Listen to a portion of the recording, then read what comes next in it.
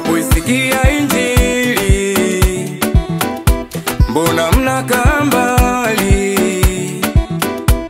Mnaanza kuwasema watumishi wa Mungu eti wana njaa sana. Maneno kwa watumishi wa Mungu mnawasema vibaya. Wakiingia mitani kuhubiri Injili eti wanataka sadaka. Kuna siku mtayakumbuka maneno yao wanayoyasema kwa upendo.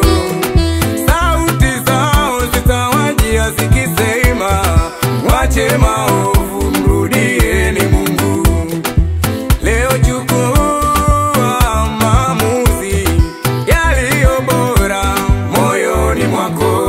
Geuka, geuka, geuka, geuka, geuka, geuka, mtazame Yesu. Geuka, geuka, geuka, geuka, geuka, geuka, mtazame Yesu.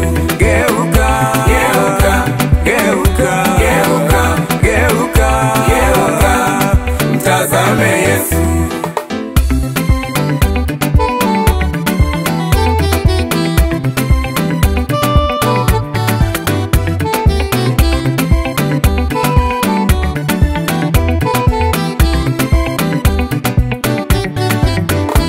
Mkiambiwa Yesu anarudi, mnatukana hadharani, na wachungaji madhabahuni wanaogopa kusema kweli.